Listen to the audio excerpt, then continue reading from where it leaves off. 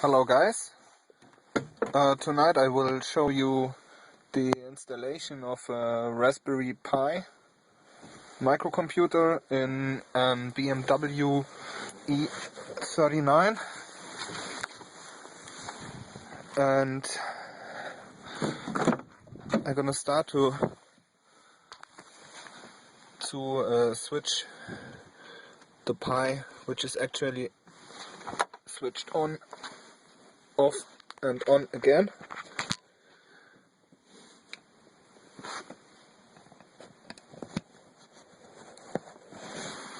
Please excuse the video quality.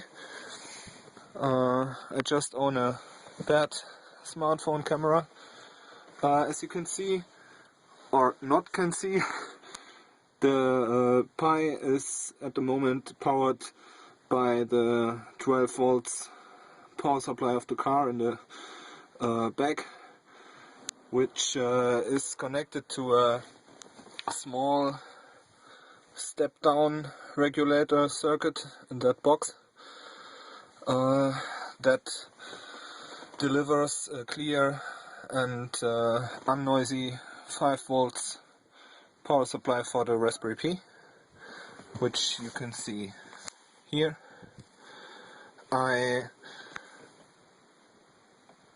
I did not do any further mounting of the Pi in the car or some housing. It's just the second boot ever I do it in the car. The Pi is connected over the S-video output with the car's video module, which is placed below that surface here, and it's connected with a 3.5 millimeters audio jack to a self-constructed auxiliary input, which is connected to the BM54 radio, which is placed below that housing. And the communication with the BMW iBus is done using the USB iBus interface of Rolf Ressler. That's that USB stick you can see here, connected with 4 wires, and that interface is also connected to the video module of the E39. Now the Pi is just booting up. I run Debian distribution, Debian Wheezy, with the softfloat ABI on it.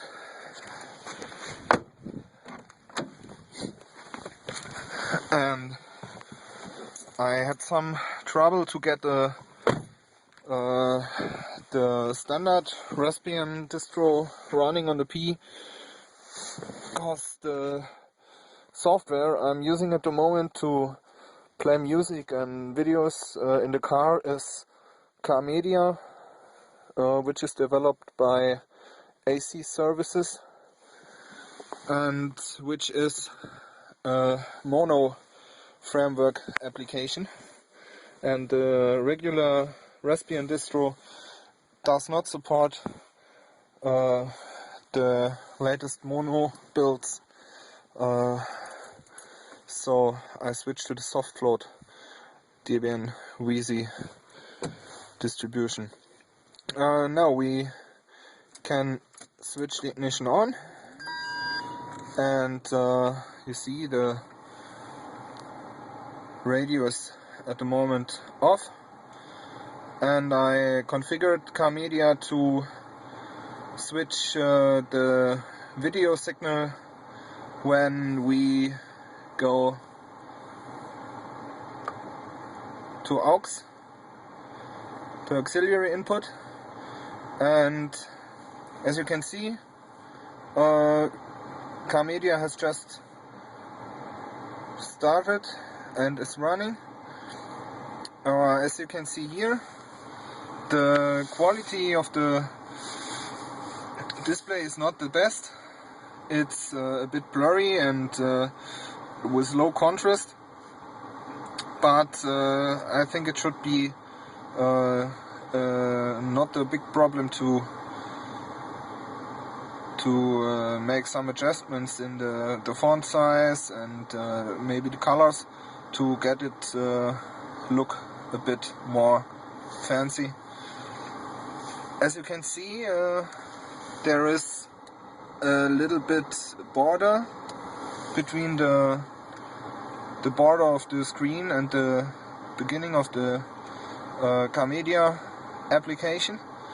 This is due to a missing overscan setting, which I will do later, and it's configured, the video signal is configured to deliver video in a resolution of 400 times 240 pixels, and so it should fill the TFT display almost completely.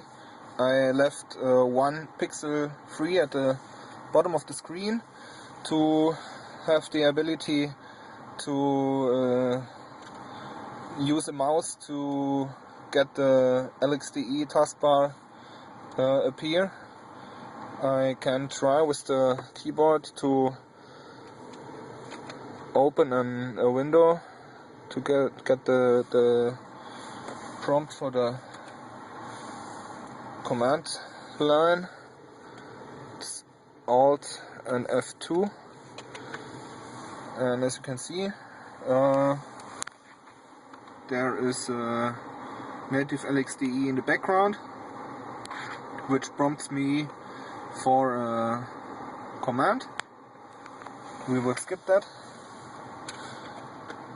and I'll show you the usage of the Carmedia application, which I'm not that deeply into yet, because it's just the second time I put it in the car.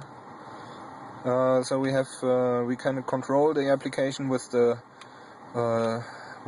turn knob and switch through the various menu entries. I hope we can see a bit more. Excuse me for the German screen settings. You see the navigation is working quite okay. It's not comparable to the flow of the program on a normal PC, because the Raspberry Pi is very limited in aspects of clock frequency, but it's usable, and so we can just go to music, which is the main purpose I use the car PC for.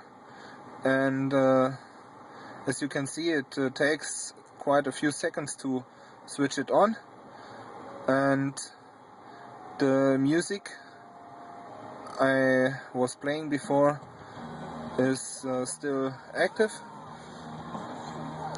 I can go through the files, and I think I will do another video with other screen settings so that we can see a bit more.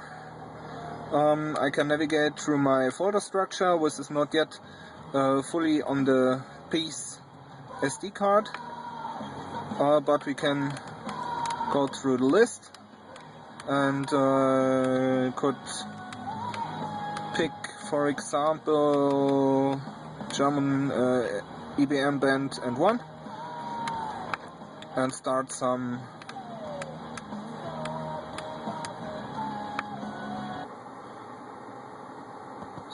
other song. As you can see, there is a nice cover display, and some song information is displayed too, which is not readable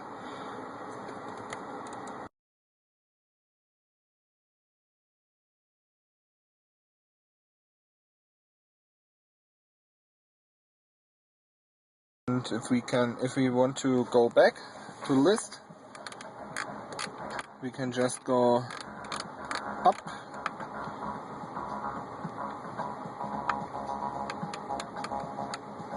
and choose maybe another band, AC/DC, the High Voltage album, and any song, in this case TNT. In the background, Carmedia uses the M player for playing music and videos. And as you can see, the user interface is not that slow if you're once in the list itself. With long pressure on the knob, we get a menu which allows us to switch back to the main menu. Music which is playing at the moment is not affected by the return into the main menu. And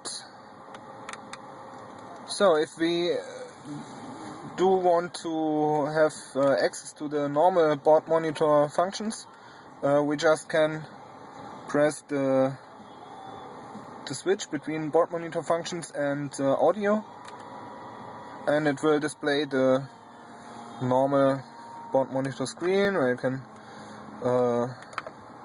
rechts abbiegen in 400 Metern. Use the navigation, and audio is playing still in the background as you know it from the CD changer or radio. So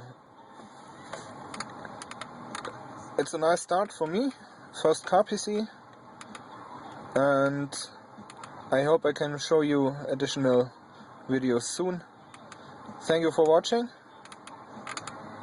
and good night.